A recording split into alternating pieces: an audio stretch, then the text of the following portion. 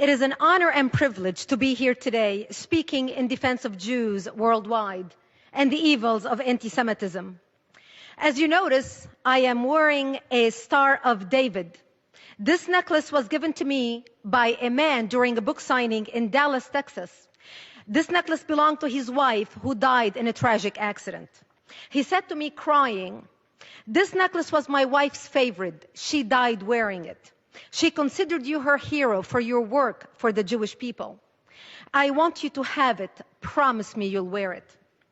I couldn't find a more befitting time to honor her and her memory than now, wearing this Star of David as a Lebanese, giving a keynote speech at the United Nations in defense of the Jewish people. We are here today to address the rise of global anti-Semitism. 10 years ago, Nathan Sharansky explained, classical and anti-Semitism is aimed at the Jewish people or the Jewish religion. New anti-Semitism is aimed at the Jewish state. Mr. Sharansky devised what he called the 3D test. The 3Ds are demonization, double standards, and delegitimization. Demonization is making bizarre, ugly claims that have no basis in reality. Comparisons between Israel and the Nazis, or assertions that Israel has been committing genocide against the Palestinians, are examples of demonization. Such claims are nonsense. If Israel has been committing genocide against the Palestinians, then why has the population of Palestinians increased more than 600% since 1948?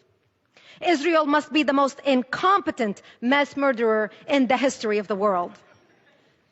When Israel is held to a standard that no other country in the world would be expected to meet, that double standard is itself anti-Semitism. For instance, Israel is a vibrant democracy where human rights are protected and respected. And yet the United Nations so-called Human Rights Commission spends most of its time and effort investigating and condemning Israel, while they gloss over or ignore the massive and continuing human rights violations that occur in Iran, Cuba, China, and many other brutal, repressive atrocities. Delegitimization of Israel is to assert that of all the people in the world, only the Jewish people do not have a right to a statehood. In fact, Israel's historical, legal, and moral right to exist as a Jewish state is a codified principle of international law. This codification is explicitly based on the long, continuous, and well-documented connection of the Jewish people to the land of Israel. To deny the connection of the Jewish people to the land of Israel is anti-Semitism in its purest form. But why should anti-Semitism matter to the rest of the world? Why should the world care? It should, not merely because it's morally repugnant, which it most definitely is. The world should care about anti-Semitism because of fundamental self-preservation.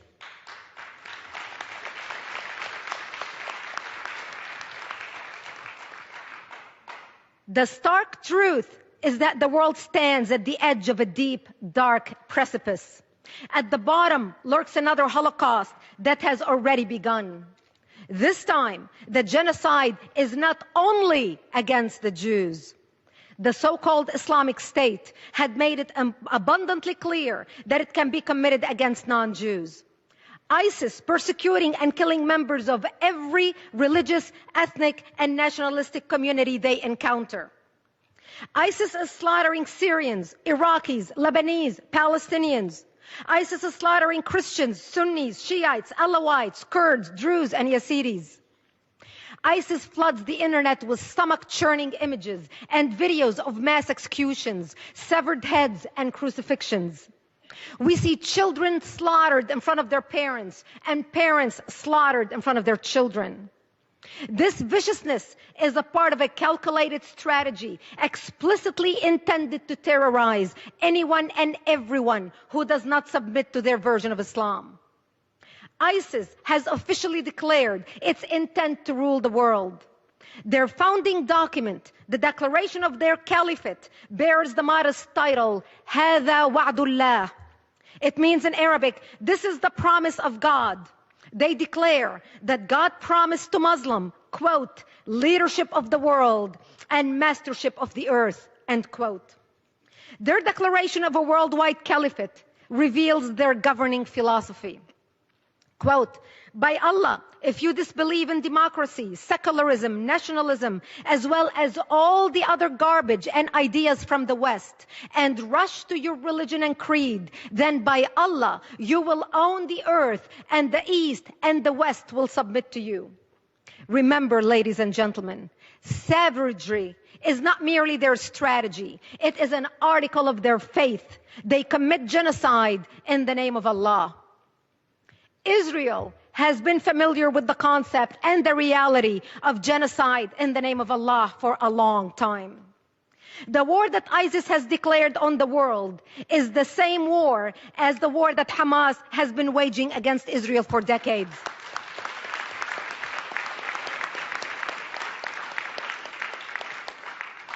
The only difference, again, is focus. ISIS seeks a worldwide caliphate. Hamas is focused on the destruction of Israel. However, their motivation, methods, and morals are the same. In terms of brutal methods and lack of morals, ISIS has recently shot, hacked, and killed its way to the top of the world's terrorist organizations. Meanwhile, Hamas has been committing mind-numbing mass atrocities for decades. They used to wrap their children in dynamite and nails and send them to blow up Israeli buses and restaurants. They rejoiced at the deaths of Israeli children and glorified the deaths of their own. Today, they use them as a human shields. I know something about children being used as human shields.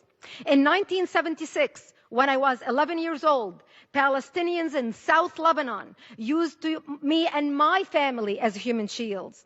They employed exactly the same technique that Hamas uses in Gaza today. They set up artillery or rocket launchers in front of my bomb shelter and fired a barrage towards Israel. They would pack up and run as quickly as possible, leaving my family to the devastation of return fire. Today, Hamas hides behind human shields on a much larger scale. Hamas routinely uses schools, mosques, hospitals, and other civilian locations for weapons storage, missile launch sites, and other military purposes. They fire rockets on martyrs from these places with the explicit intention of drawing return fire from the Israelis, hoping that they will produce photogenic civilian corpses for display in the media. Hamas and ISIS share a common motivation. They want to impose Islam. This is the charter of Hamas, and it is in ISIS's declaration of the caliphate.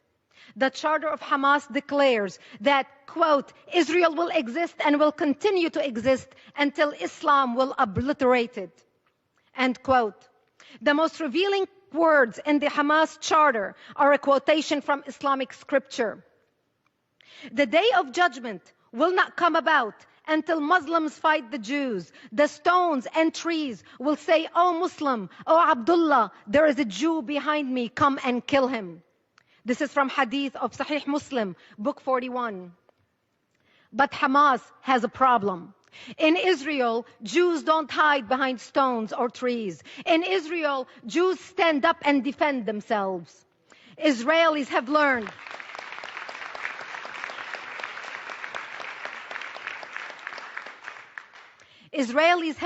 from history that if someone repeatedly says they're going to kill you, they mean it. A lesson the world is only now learning.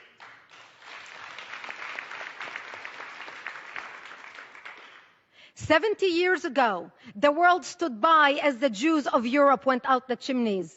Today, the Jews of Israel aren't going to go quietly into the slaughter as they sit on the front line of fighting for Western civilization, fighting for all of us.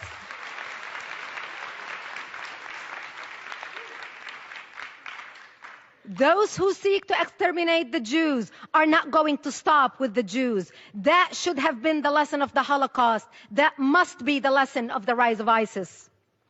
Once the international mass murder of innocent civilians was legitimized against Israel, it was legitimized everywhere, constrained by nothing more than the strong-held beliefs of those who would become the mass murderers. Because the Palestinians were encouraged by most of the world to believe that the murder of innocent Israeli civilians is a legitimate tactic to advance their Palestinian cause, the Islamists believe that they may commit mass murder anywhere in the world to advance their holy cause. As a result,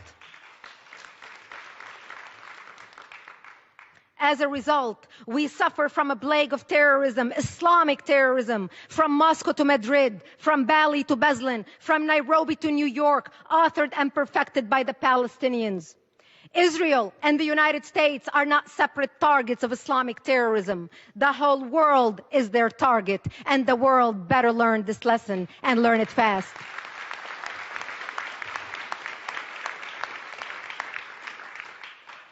Evil dwells when courageous men become bystanders. Lies spread when the informed become silent.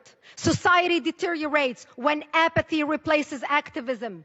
Tyranny comes when leaders become mediocre and haters become organized.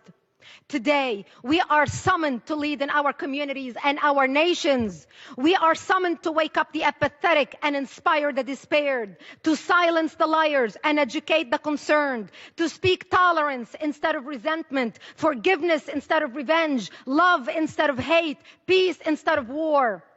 We are here at the United Nations today because each one of us is a leader and an instrument of change with history as our final judge. How will we be judged?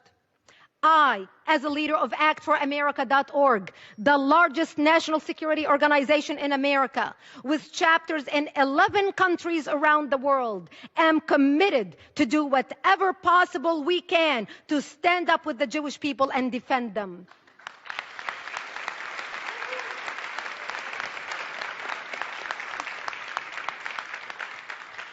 The civilized world must band together in solidarity to ensure that people of all faiths can live in peace and harmony, and that Jews are never persecuted and victimized by barbaric, murderous ideologies ever again. That Jews can walk in any street in the world with their head held high and safe. That Israel, the Jewish state, the only democracy in the Middle East, continues to shine as a beacon of light in the darkest regions of the world. Thank you for having me here today. It's been an honor. Thank you. Thank you. Thank you. Thank you. Thank you. Thank you. Thank you.